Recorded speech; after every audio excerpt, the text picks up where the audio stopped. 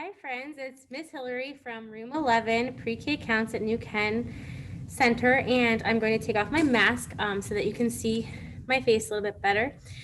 I am going to talk to you today. Today is Wednesday, and this week we're talking about pets and we're talking about fall harvest. So today we're going to focus a little bit more on pets because we haven't talked too much about that. We read a book the other day about a stray dog. But the first thing I wanted to do is show you a picture that I have here of an animal. And I want you to look very carefully at this picture. And in the picture, we see a person and we see an animal. The person has gloves on their hands. And they're using a Q-tip or a cotton swab to work on something inside of this animal's mouth. And does anyone have any idea what might be happening in this picture? Do you know what animal this is? Yes, this is a cat. Do any of you have a cat at home? I have a cat. Her name is Sugar Plum. And every once in a while, she has to go to the veterinarian. And it looks like that this cat is either having something cleaned in its mouth or it is having its mouth medicine put into its mouth. And it looks like this person is holding the cat very carefully, this veterinarian or doctor for an animal. They're using a cotton swab and they're holding the cat with one hand in gloves to keep the germs off. They're wearing a special uniform and they're working on this cat. We have lots of different possible animals that we can consider a pet at home. So I also have a small book. It's called Learning About Animals.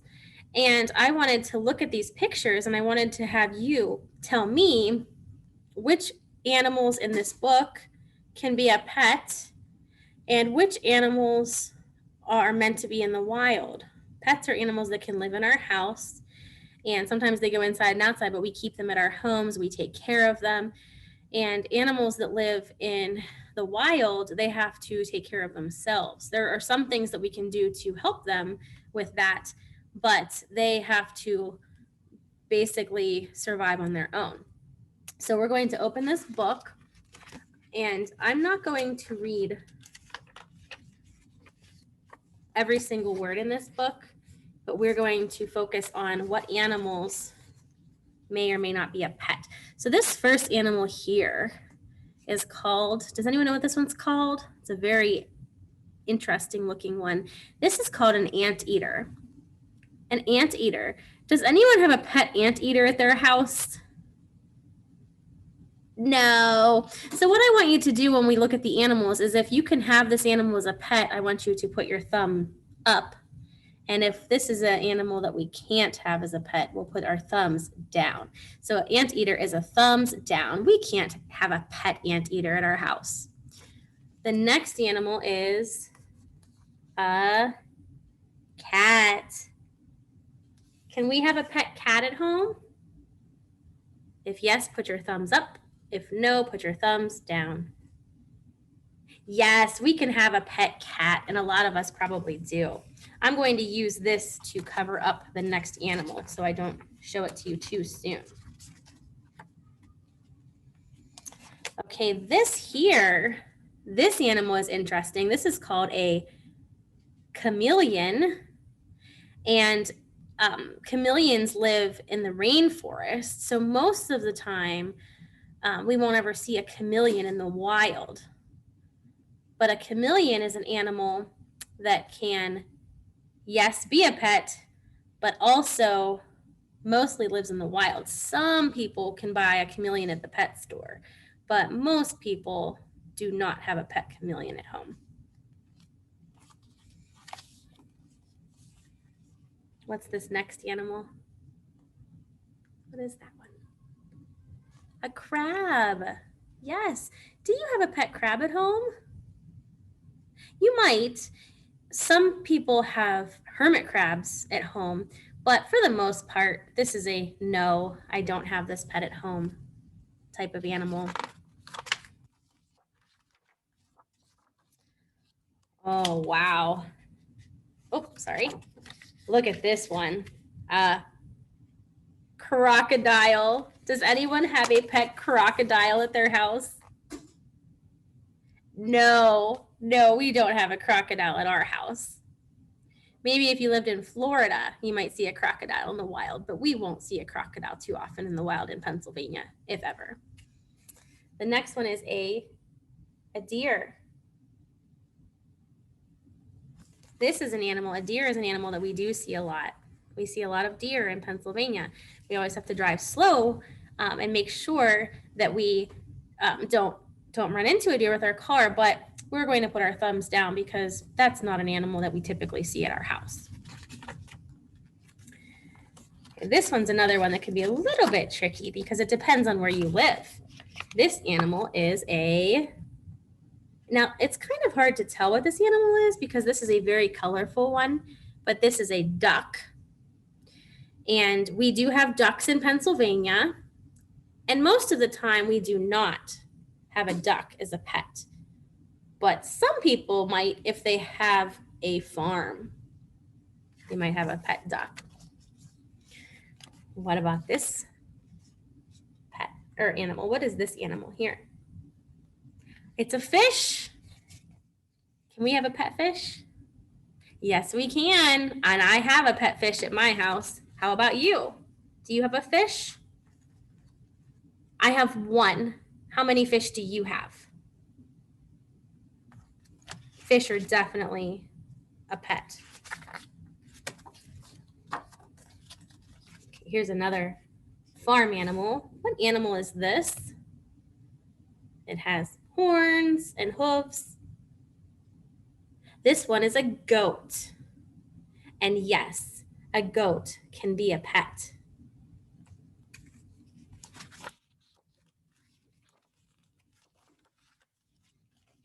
This next animal has a couple different names that might be familiar to you. And it hops. What is this animal? It says it's a hare, which is another name for a bunny or a rabbit. Can a bunny be a pet? Yes, you can have a pet rabbit, but you can also see rabbits in the wild in Pennsylvania.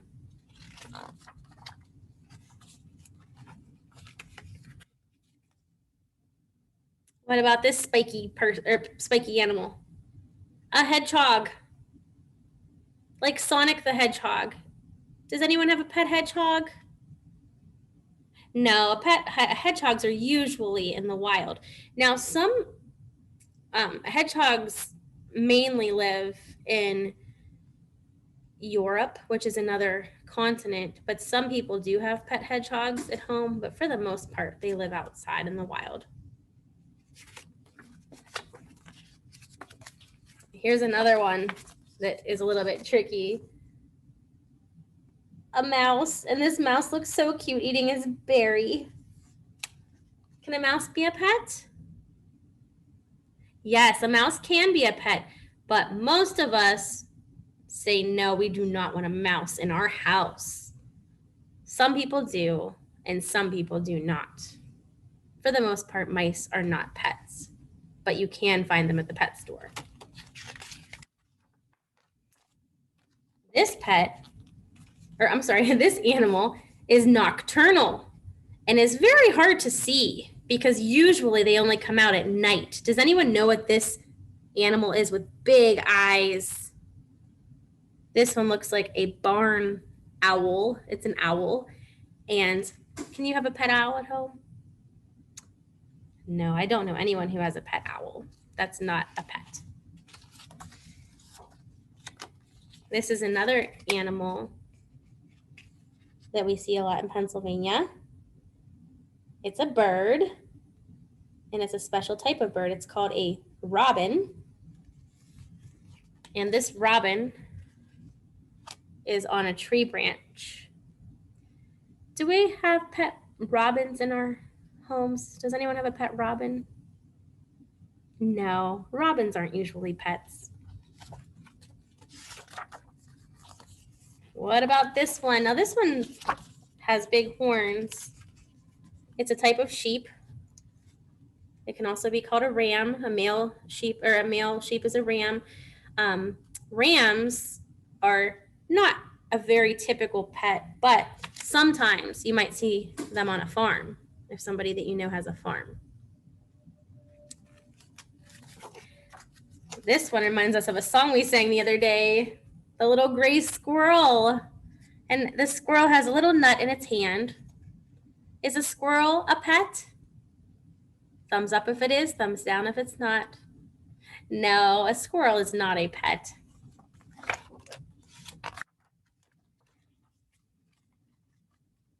What kind of an animal is this? This one lives on land, so it's not a turtle. It's called a tortoise. And tortoises are sort of in between because most of the time they live in the wild, but you can have a pet turtle or tortoise at home. I have one more animal to share with you, and this animal is called a zebra. Yes, it's a zebra. It looks sort of like a horse, which can be a pet, but most of us do not have a pet zebra. Usually the only place we can see a zebra is in the zoo because zebras live in Africa. What I would like for you to do is I would like for you to take a minute and pause my video, and we're going to move to a completely different activity. We are going to take a walk, and we're going to go outside. First, ask your mom or dad if that's okay. And if you can't do it right now, you can always come back later and watch the video and complete this activity later. But what we're going to do is I want you to take a look either in your backyard or maybe to a park, somewhere outside, and I want you to collect some items that you can find. Now, remember, we can't pick flowers that are planted, and we can't take things that don't belong to us. But if you can find some different things, what are some different things that you might find outside on a walk? Miss Hilary is going to take a little break and take a walk and come back, and I'm going to see what I can find, and then maybe you can find some of those items too. And once we find some of our nature items, we're going to create some art with them. So we'll be back in a little while. Okay, friends, I'm back, and I took a little walk around the neighborhood, and I was very safe. I made sure I looked both ways when I was crossing the street, and I made sure that I have an adult with me at all times, and I made sure not to go in anybody's yard. I only picked up things that I found either on the sidewalk or on the side in the grass, things that were off of the trees already. I didn't pick anything from a tree. I didn't pick any flowers that were not weeds. And I have lots of different things I'm going to show you. So what I want you to do is I want you to either gather those things, or you can make a list of, maybe have a scavenger hunt of different things you would like to try to find if you take a walk. And I'm going to share them with you. Then we're going to create something with them. So what I have in my bin here, I found a bunch of these.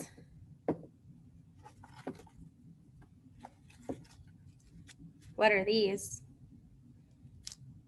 Yes, I found a bunch of leaves. And an interesting thing about leaves is that I'm going to put one up here to show you. I have magnets that I'm using, but you can put them on the table. You don't need to have magnets at your house. The interesting thing about leaves is that they are the same on both sides. So if you were to fold or cut a leaf, it is the same on both sides. It's symmetric, is a big word for exactly the same on both sides. It has a vein that goes up through the middle of it and also helps it to get food when it's alive on the tree. And if I were to fold the leaf in half, it would look exactly the same on both sides.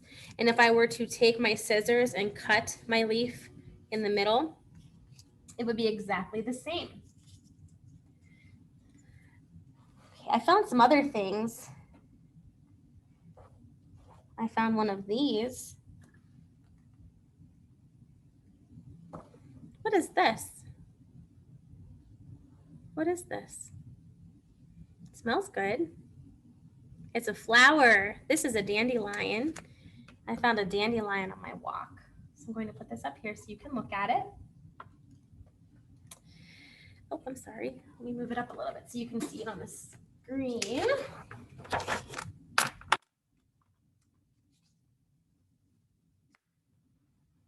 Yeah, those are just some of the things. Now, I found this, and it looks familiar.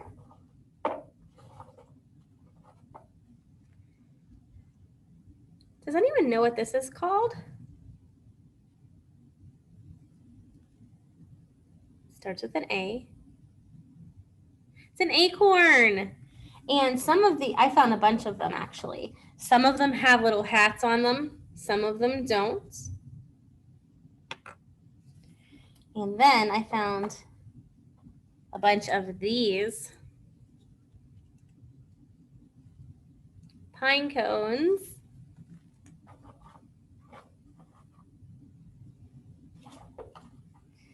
I have lots more leaves that I found too. And the fun thing about leaves is we can do so many different activities with leaves.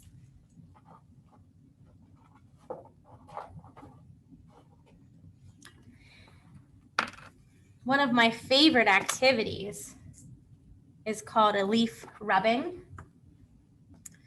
And that's when you take a piece of paper and some leaves. And you see how I have all of these leaves on top of my paper? If I were to take all of these leaves off of my paper and put them underneath my paper, I can use a crayon to make a leaf rubbing. Okay, friends, so what you're going to do, and you'll do this on a table. I'm doing it up here on the whiteboard so that you can see it easier from home. But what you're going to do is you're going to lay a bunch of leaves on the table at home. So you'll put a bunch of different leaves down. I did this up here on the whiteboard so that I have a little bit of a better view for you. And I taped my leaves onto here. And then what you're going to do is you're going to take a piece of paper and some of your tape from your activity kit, and you're going to tape your paper to the table so that it doesn't move around. And then you're going to take some of your crayons and you're going to put all the leaves flat underneath your paper. And you're going to take your crayons. So I'm going to take a bunch of different colors. I have purple, brown, orange, and then I also have blue and green. And what I'm going to do is I'm very lightly going to rub my crayon over top of all of the leaves. So I'm going to rub real lightly.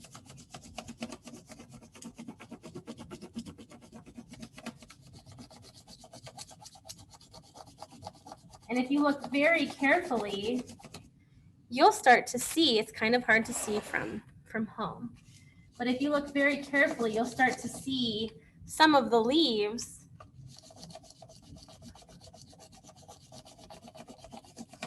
appearing.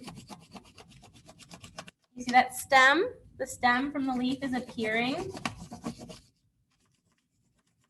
You have to make sure you color a little bit on top of each of the leaves that you put under there. I had a little one down here. And the more colors that you put over top of it, it's a little bit easier to see.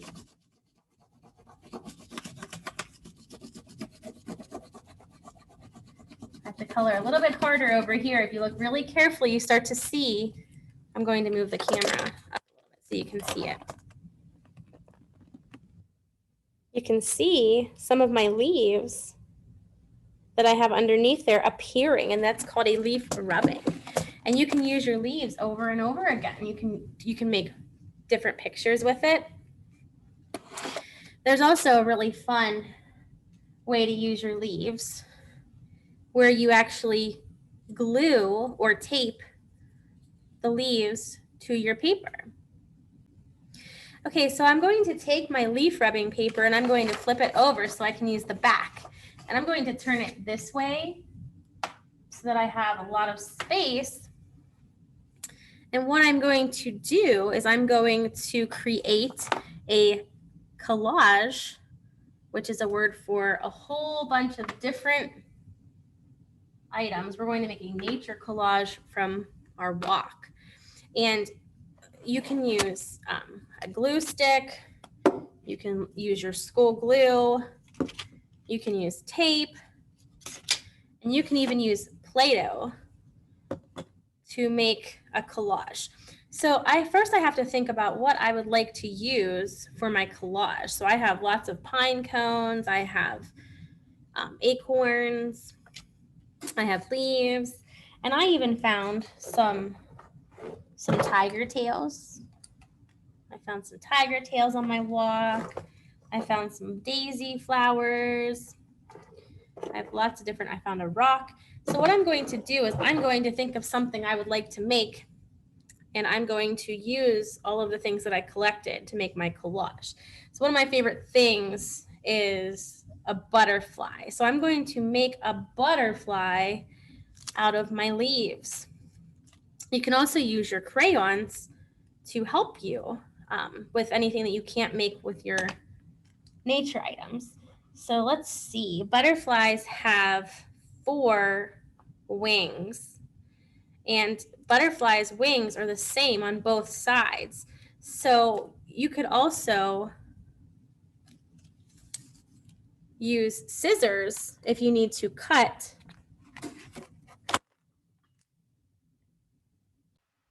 You can use your scissors to cut your items. So I'm going to use this big green leaf for my butterfly. So I'm going to cut it right down the middle, and it has on both sides of it,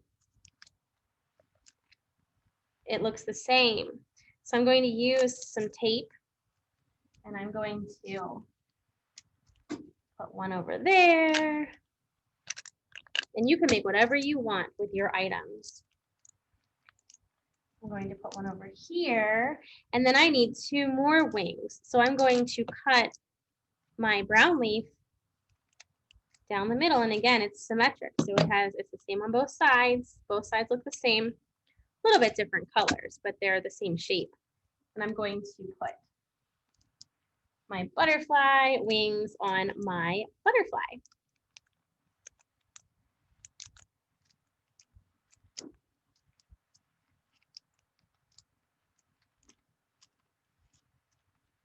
There it has wings. Now butterflies also have antennas. So I'm going to take my tiger tails and my tape, or you can use glue, and I am going to put antennas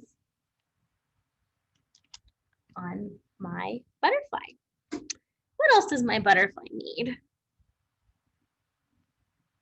Yes, my butterfly needs a head, and I think I'm going to use an acorn for the butterfly head. Now this might need a lot of glue or a little bit more tape because it's a little bit of a heavier item to put on there. So I might have to use a lot more tape than usual to get that head to stay on my butterfly. Looks like it'll work for me. And then I'm going to make my body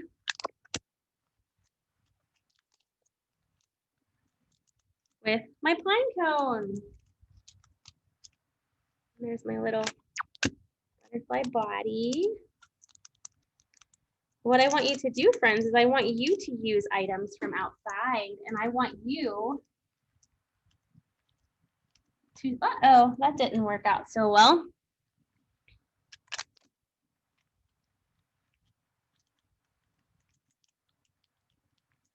Remember, if it doesn't work the first time, try again. And I want you to see what you can create and send Miss Hilary a picture.